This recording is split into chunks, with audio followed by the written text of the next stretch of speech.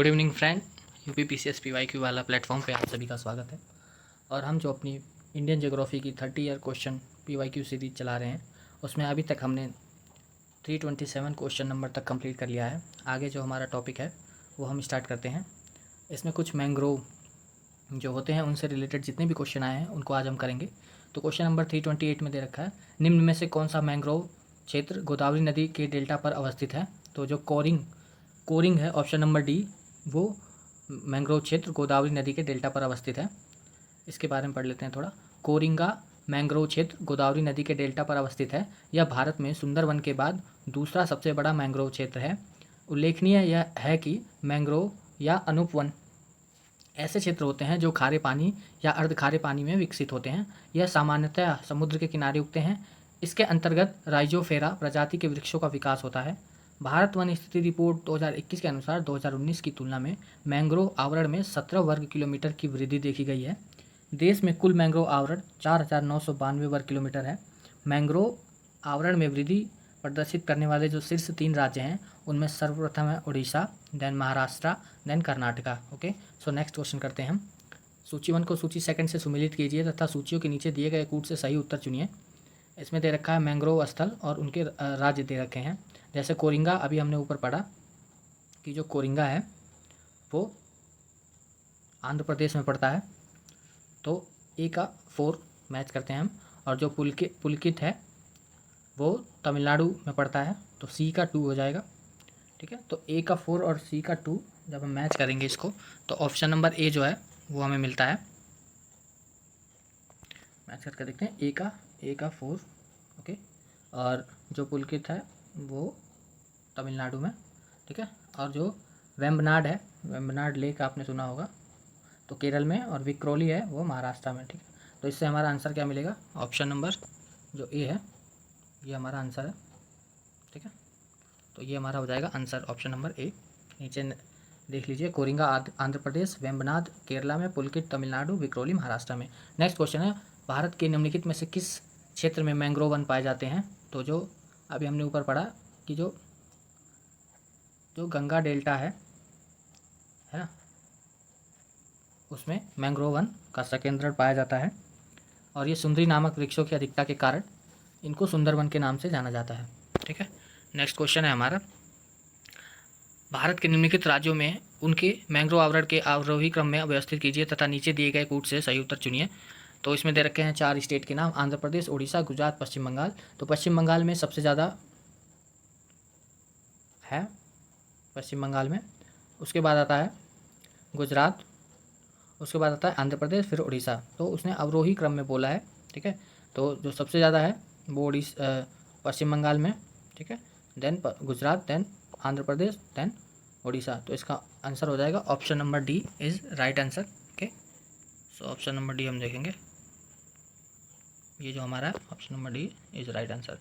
Next question है हमारा, भारत में मैंग्रोव वनस्पति अधिक विस्तृत रूप में पाई जाती है।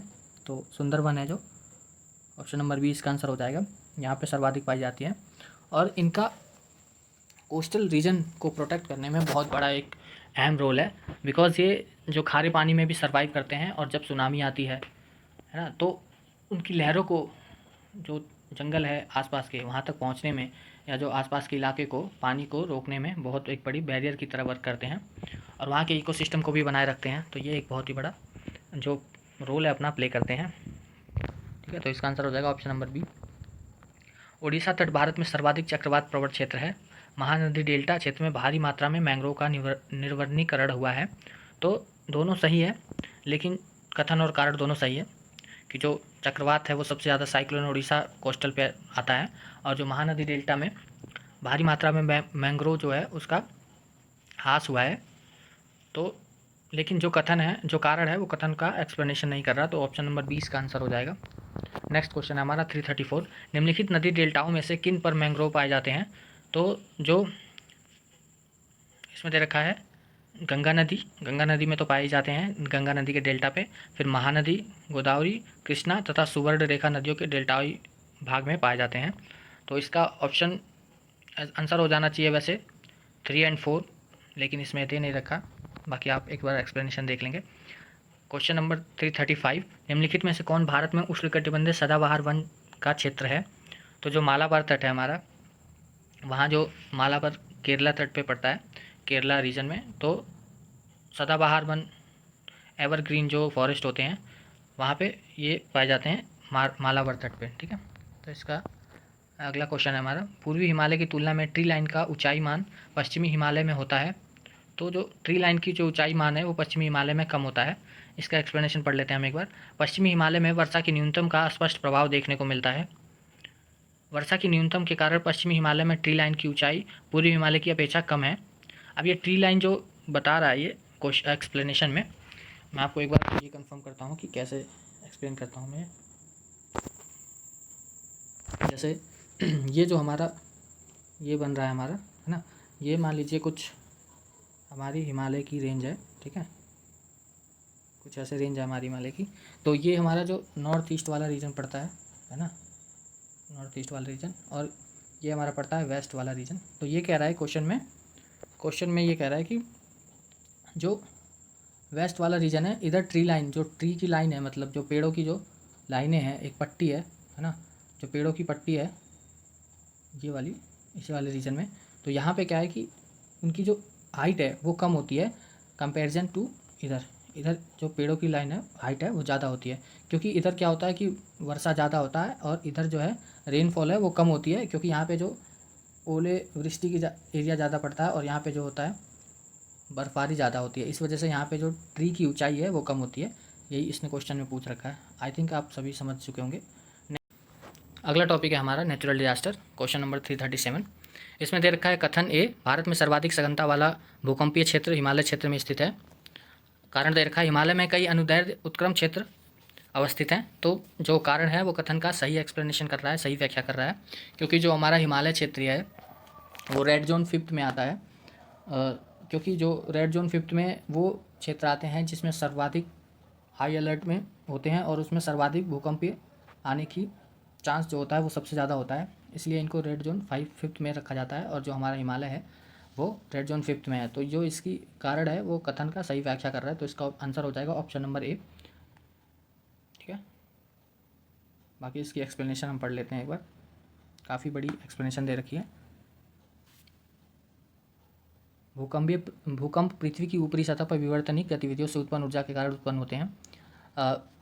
भारतीय मानक ब्यूरो के देश के संपूर्ण भूकंप क्षेत्र को नवीन मान को मॉडिफाइड इंसेंटिव स्केल में 5 से घटाकर 4 भूकंपीय जोन में बांटा है। पहले जो हमारे भूकंपीय क्षेत्र थे उनको 5 जोनों में डिवाइड कर रखा था, अभी उसको 4 में कर दिया है। इनमें से जोन 1 और 2 में मिला दिया गया है। जो जोन 1 और 2 थे उनको 1 में मिला दिया गया है अब, और जो 3, 4, 5 ही क्षेत्र रह गए हैं, मतलब 2, 3, 4, 5 ही रह गए हैं। पहले 5 थे, अब जो 1 और 2 को 1 करके दोनों को मर्ज कर दिया है। ठीक है, जोन 5 है, जो जोन 5 अत्यधिक भूकंप तीव्रता का क्षेत्र है और यहाँ पे सबसे ज़्यादा। और इसमें कौन कौन से एरिया आता है? बिहार, नेपाल का सीमावर्त, उत्तराखंड, जम्मू कश्मीर, लद्दाख, हिमालय का पंजाब और अंडमान निकोबार द्वीप समूह भी इसी जोन में आता है। ठीक है, तो ये इसका आंसर हो जाएगा। क्वेश्चन नंबर 340, भारत का सबसे अधिक बाढ़ ग्रस्त राज्य है। तो बिहार, सभी जानते हैं कि बिहार में बहुत ज़्यादा ऐसे रिवर हैं जो काफ़ी ज़्यादा कुख्यात प्रसिद्ध हैं अपनी जो धारा है उसको परिवर्तित करने के लिए। तो बिहार में सबसे ज़्यादा बाढ़ आती है, क्योंकि वहाँ की जो सौरो ऑफ बिहार है वो कोसी नदी को कहा जाता है, क्योंकि वो अपने निरंतर मार्ग को परिवर्तन करती रहती है, और जिसके बाढ़ की विभीषिका बढ़ जाती है। इसके अतिरिक्त बागमती, गंडक, कमला एवं छोटी नदियाँ बिहार में बाढ़ का कारण बनती हैं। नेक्स्ट क्वेश्चन हमारा, महाराष्ट्र में कोयना क्षेत्र के निकट अधिक भूकंप प्रभावित होने की संभावना है। कारण दे रखा है, कोयना बांध एक पुराने भ्रंश स्थल पर अवस्थित है जो कोयना जलाशय में जल स्तर के परिवर्तन के साथ अधिक सक्रिय हो जाता है। तो इसके जो कारण है वो कथन की सही व्याख्या कर रहा है, तो इसका आंसर हो जाएगा ऑप्शन ए। महाराष्ट्र का जो कोयना क्षेत्र है वो अधिक भूकंप प्रभावित क्षेत्र है, क्योंकि वहाँ पे जो बांध बना है, कोयना बांध, वो भ्रंश स्थल पर बना है, जिससे क्या होता है कि जब भी डैम में पानी ज़्यादा इकट्ठा हो जाता है तो उसकी वजह से जो वो क्षेत्र है, भूकंपीय क्षेत्र, वो एक्टिव हो जाता है, जिसकी वजह से चांस ज़्यादा होते हैं कि वहाँ पे विवर्तनिक जो प्लेट हैं वो आपस में टकराएं और उनसे भूकंप उत्पन्न हो। तो ये इसका कारण है। क्वेश्चन नंबर 342 दे रखा है, निम्नलिखित राज्यों में किसमें सर्वाधिक प्राकृतिक आपदाएं आती हैं? तो ओडिशा है, जहाँ पे सबसे ज़्यादा जो प्राकृतिक आपदाएं हैं आती हैं, वहाँ पे साइक्लोन सबसे ज़्यादा आता है तो उड़ीसा बंगाल की खाड़ी के तट पर अवस्थित है। बंगाल की खाड़ी में चक्रवात एवं प्रति चक्रवात की दशाओं के कारण, साइक्लोन और एंटी साइक्लोन की दशाओं के कारण उड़ीसा राज्य को बाढ़ एवं अकाल का सामना आए दिन करना पड़ता है। नेक्स्ट क्वेश्चन है हमारा, इसमें कथन दे रखा है और कारण दे रखा है, हिमालय में भूस्खलन आवृत्ति में वृद्धि हुई है। कारण दे रखा है, हाल के वर्षों में हिमालय में बड़े पैमाने पर खनन कार्य हुआ है। तो जो इसका कारण है वो कथन की सही व्याख्या कर रहा है, तो इसका आंसर ऑप्शन ही हो जाएगा। क्वेश्चन नंबर 344, सुनामी प्रकोप से सर्वाधिक प्रभावित होने वाला कौन सा राज्य है? तो अभी हमने पढ़ा जो सुनामी है वो तमिलनाडु में सबसे ज़्यादा आती है।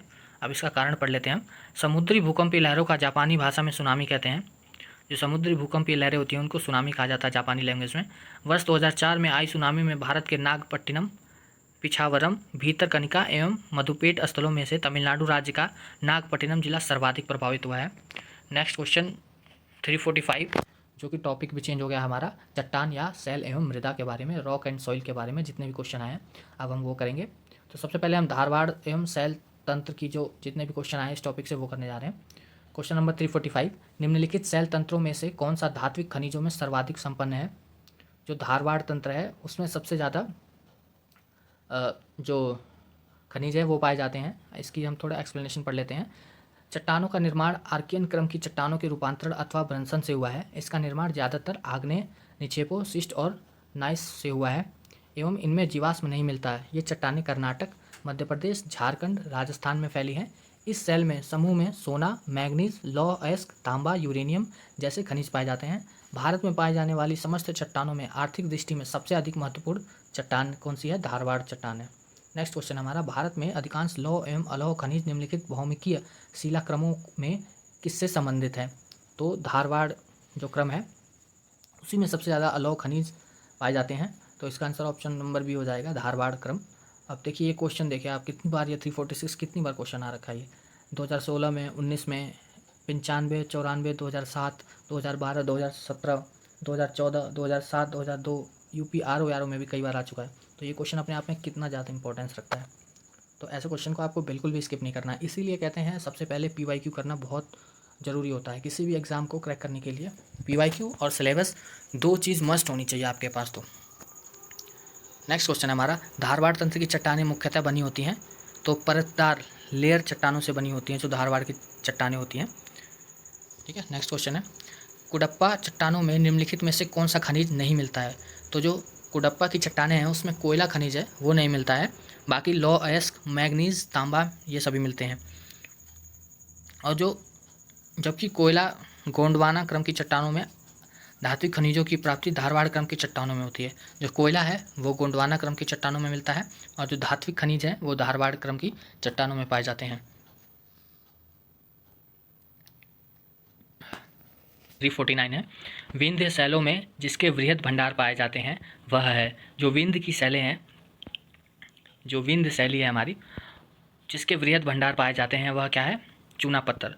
जो विंध्य श्रेणी हमारा पड़ता है उसमें चूना पत्थर मैक्सिमम पाया जाता है। ठीक है, तो यही इसका आंसर है। बाकी देख लेते हैं। नेक्स्ट क्वेश्चन हमारा, क्वेश्चन नंबर 350। नेक्स्ट क्वेश्चन हमारा है 350, निम्न में से कौन सी एक विशेषता भारत की धारवाड़ चट्टानों की नहीं है? तो इसकी विशेषता कौन सी नहीं है पूछा है। एक बार हम सारे ऑप्शन देख लेते हैं। ऑप्शन ए में बोला है कि यह अत्यंत रूपांतरित है, बिल्कुल सही है। यह अनुप्रस्थ परतों के रूप में नहीं पाई जाती है, यह भी सही है। इनमें जीवावशेष पाए जाते हैं, तो ये गलत है। जो धारवाड़ की चट्टानें हैं इसमें जीवावशेष नहीं पाए जाते हैं। बाकी ऑप्शन डी देखते हैं, यह खनिज पदार्थों की दृष्टि से सबसे महत्वपूर्ण है, हाँ ये भी ठीक है। तो इसका आंसर देखते हैं क्या दे रखा है। 350 का आंसर सी है, धारवाड़ क्रम की चट्टानें आर्कियन क्रम की प्राथमिक चट्टानों के अपरदन व निक्षेपण से बनी परतदार चट्टानें हैं। ठीक है, यह अत्यधिक रूपांतरित हो चुकी हैं, इनमें जीवाश्म नहीं पाया जाता है, और यही क्वेश्चन में पूछा था। ठीक है, यही ऑप्शन दे रखा था सी में। बाकी इस क्रम की चट्टानें उत्पत्ति कर्नाटक के धारवाड़, बेल्लारी व शिमोगा जिले में हुई है। जो नेक्स्ट क्वेश्चन आए हैं वो गोंडवाना लैंड जो हमारा है, गोंडवाना तंत्र, उसके ऊपर जितने भी क्वेश्चन आए हैं। क्वेश्चन नंबर 351 करते हैं हम। निम्नांकित सेल तंत्रों में कौन भारत के कोयला निश्चयों का प्रमुख स्रोत है? तो जो गोंडवाना तंत्र है उसमें सबसे ज़्यादा कोयला पाया जाता है, जो कि हमारा छत्तीसगढ़ और हल्का सा MP और उड़ीसा, ये जो रीजन है इधर पाए जाते हैं। तो ये गोंडवाना लैंड के पार्ट है हमारे। तो इसका आंसर हो जाएगा ऑप्शन नंबर बी। बाकी देखते हैं, भारत के कोयला निक्षेपों का मुख्य स्रोत गोंडवाना तंत्र है। गोंडवाना युगीन शैलों में भारत के 98% कोयला भंडार पाए जाते हैं। और यह किस प्रकार के हैं? बिटुमिनस। 3 प्रकार के जो कोयला होते हैं, जिसमें लिग्नाइट, एंथ्रेसाइट और बिटुमिनस। जो एंथ्रेसाइट होता है वो सबसे बेस्ट क्वालिटी का होता है, उसमें 98% जो होता है वो कार्बन कंटेंट होता है, तो इसी वजह वो बेस्ट होता है। बाकी जो सेकंड नंबर का होता है बिटुमिनस, और लिग्नाइट सबसे नीचे होता है। तो इसमें देख लेते हैं हम, इन चट्टानों का निर्माण ऊपरी कार्बोनिफेरस युग में जुरैसिक युग के बीच हुआ है। ये याद रख लेंगे कि जो इनका जो निर्माण है वो कार्बोनिफेरस युग में, जुरैसिक युग में बीच हुआ है। ये परतदार चट्टानें हैं, इनमें मछलियों व रेंगने वाले जीवों के अवशेष पाए जाते हैं।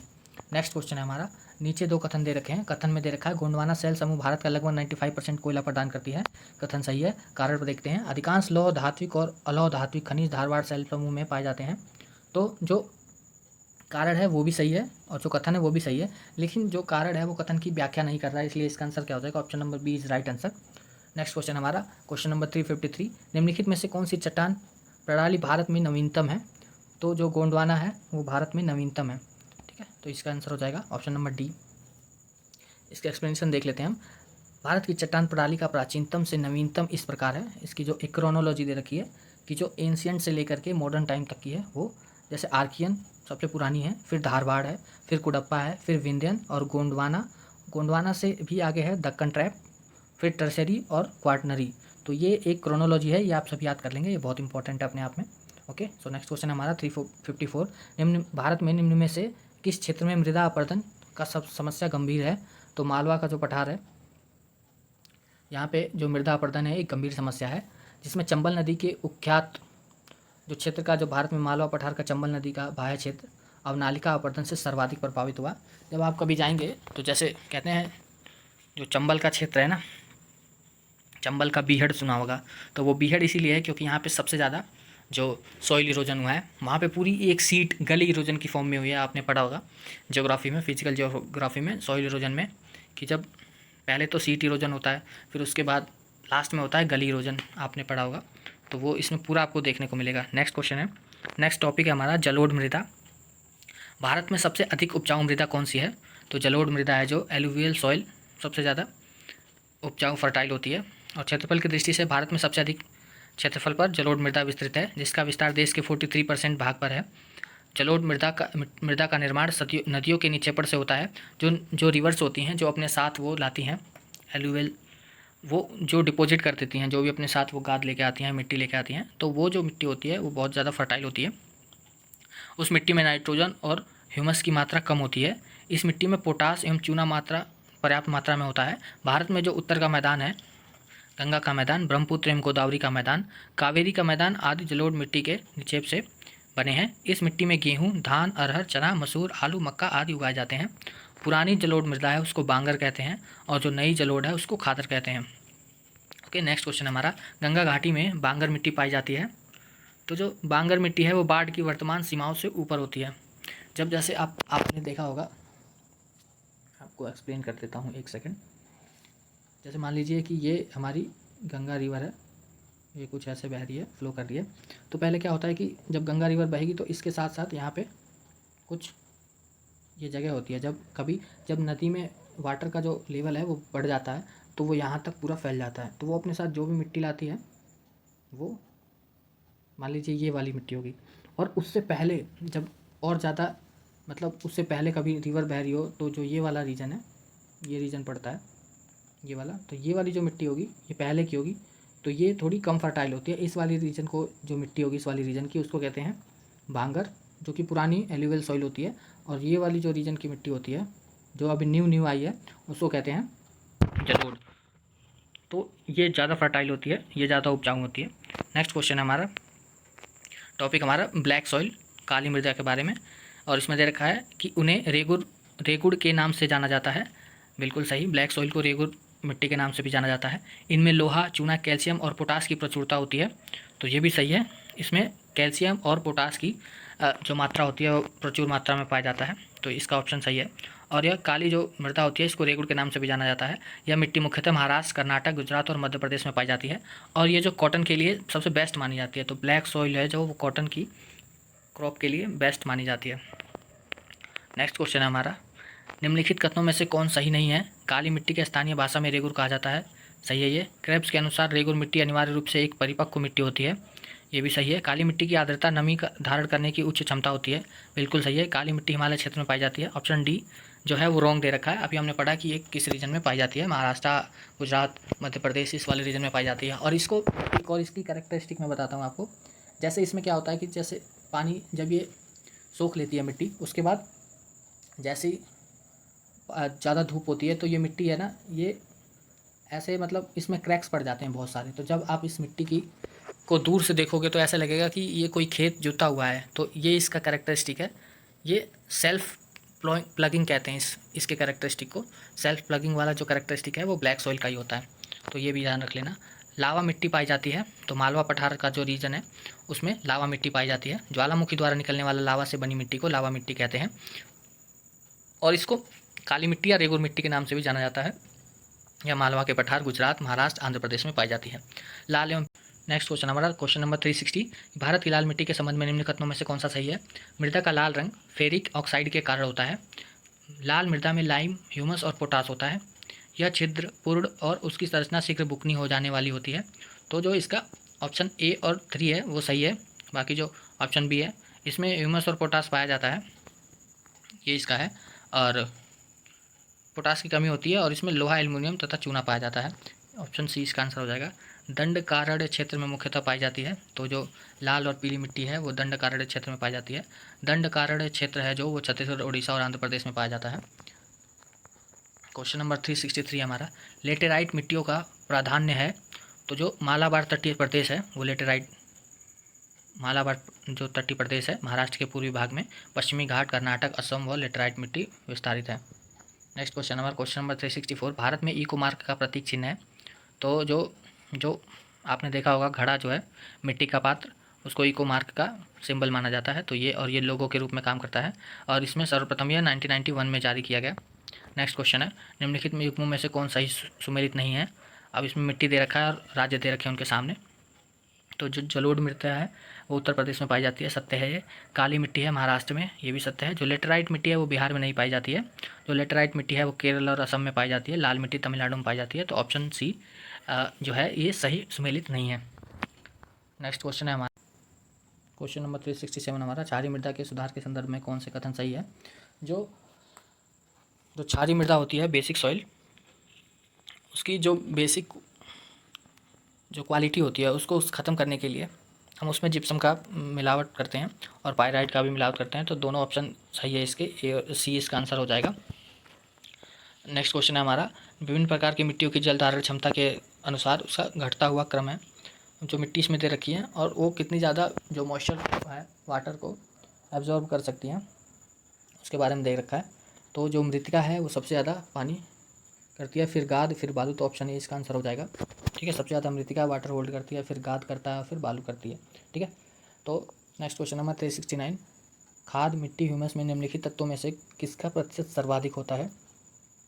तो कार्बन जो है, जो ह्यूमस होता है, ह्यूमस में सबसे ज़्यादा कार्बन कंटेंट पाया जाता है, तो इसका ऑप्शन डी हो जाएगा आंसर। नेक्स्ट क्वेश्चन है 370, निम्नलिखित में से भारत का कौन सा क्षेत्र मृदा अपरदन इरोजन से अत्यधिक प्रभावित है? तो चंबल घाटी अभी हमने ऊपर पढ़ा, तो इसका आंसर हो जाएगा 370, option number D is the right answer. Okay, इसका एक्सप्लेनेशन पढ़ लेते हैं हम। भारत का चंबल घाटी का क्षेत्र मृदा अपरदन से अधिक प्रभावित है। मध्य प्रदेश के चंबल तथा अन्य नदियों द्वारा अवनालिका, गली, अपरदन तथा बाढ़ों के कारण लगभग 20 लाख हेक्टेयर भूमि अनुपजाऊ हो गई है। अकेले इटावा में ही 48,000 हेक्टेयर भूमि स्थित है।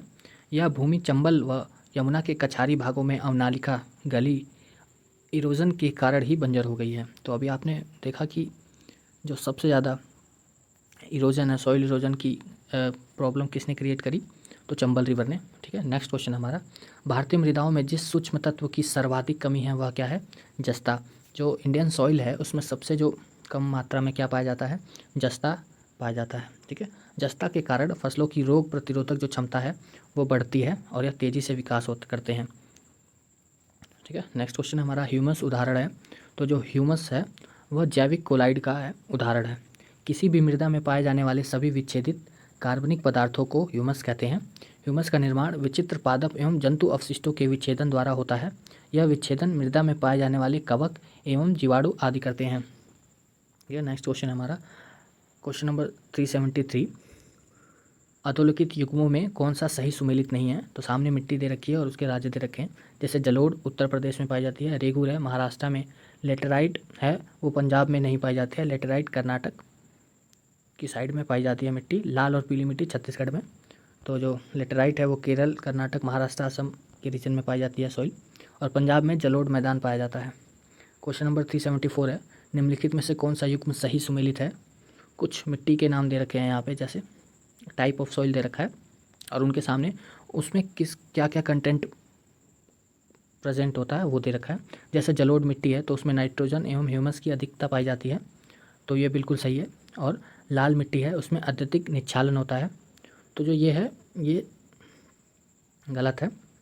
और जो लेटेराइट मिट्टी है वो पोटास एवं जैव पदार्थों की अधिकता है, काली मिट्टी में लोहा में विपन्न है। तो इसमें क्वेश्चन में पूछ रखा है कि कौन सा सही सुमेलित है?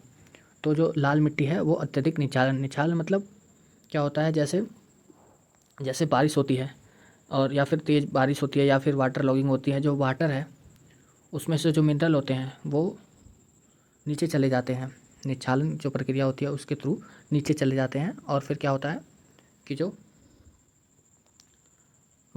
एक कैपिलरी रिएक्शन होता है उसके थ्रू वो ऊपर नहीं आ पाते, और ऊपर जो है वो सिर्फ और सिर्फ जो सॉल्ट होता है, जो नमक होता है लवण, वो रह जाता है। तो इससे क्या होता है कि जो जो क्रॉप होती है उनको पर्याप्त मात्रा में उर्वरक नहीं मिल पाते हैं। तो ये चीज़ें हैं जो लाल मिट्टी में सर्वाधिक होती है, इसको लीचेन कहते हैं। ठीक है, तो ये जो इसका आंसर हो जाएगा option B is right answer. Next question number 375 करते हैं हम। इसमें कथन दे रखा है, मिट्टी की प्रजातियों में से जो मृतिका अधिकतम जल धारण करती है, ये बिल्कुल सही है कथन। कारण पढ़ते हैं, मृतिका में रंध्रावकाश बड़े आकार के पाए जाते हैं, तो जो कारण है वो गलत है, तो इसका आंसर हो जाएगा option number C is right answer. इसका एक्सप्लेनेशन पढ़ते हैं हम, मिट्टी की प्रजातियों में से मृतिका अधिकतम जल धारण करती है क्योंकि मृतिका में जो रंध्रों की संख्या अधिक पाई जाती है, रंध्रावकाश छोटे आकार के पाए जाते हैं, तो option C is right answer because A is right, और जो कारण है उसका वो असत्य है। नेक्स्ट क्वेश्चन है, भूवैज्ञानिक कलानुक्रम के अनुसार अधोलिखित का सही क्रम है? तो अभी हमने ये क्वेश्चन ऊपर ही पढ़ा था, जो सबसे पहले बना है हमारा वो अरावली, मतलब सबसे पहले सबसे पुरानी जो है तो अरावली है सबसे पुरानी, फिर हमारा पूर्वी घाट है, ईस्टर्न घाट, देन जो आता है वो हमारा डेक्कन ट्रैप है, जो डेक्कन ट्रैप, उसके बाद सबसे जो टर्सरी में क्वार्टनरी में आता है वो हमारा हिमालय आता है, तो इसका ऑप्शन हो जाएगा B is right answer. Question number, अब हम सिंचाई एवं नदी घाटी परियोजनाएं जो हैं, irrigation and river valley project, ये हम नेक्स्ट लेक्चर में करेंगे। तो आज के लिए आई थिंक इज़ इनफ, और आप सभी वीडियो को देखें। आप सभी जब वीडियो को 1.5 स्पीड पे देखोगे तो बीच में जो गैप होता है ना वो मेंटेन हो जाएगा, जिससे आपकी कंटिन्यूटी बनी रहेगी और आपको लेक्चर देखने में इंटरेस्ट जगेगा। तो आज आप इस वीडियो को, जितनी भी ये वीडियो है इनकी लास्ट में मैं एक कंपाइलेशन कर दूंगा, जिससे आपको सिर्फ और सिर्फ इनको जब भी आप फ्री हो या फिर आपको लेक्चर देखने का मन ना कर रहा हो तो आप इसको सिर्फ यूट्यूब पर चला के और सुन सकते हैं, जिससे आपको बहुत सारी चीज़ें हैं जो इसमें सीधा माइंड में आपके कैच हो जाएगा। और एग्ज़ाम में जाने से पहले इसको 2 से 3 बार ज़रूर देखें। बाकी मैं अनदर जो वीडियो आएगी उसमें मैं हिस्ट्री लेने वाला हूँ, हिस्ट्री का लेक्चर। तो अभी के लिए थैंक यू सो मच, और अपने जो कमेंट है वो ज़रूर बताएं, लेक्चर का फीडबैक ज़रूर दें आप, उसी से मुझे पता लगता है कि लेक्चर कितना अच्छा बन रहा है, क्या है, और जहाँ भी कमी है उसको बताइए, मैं सुधार करूँगा। Okay, thank you so much, take care.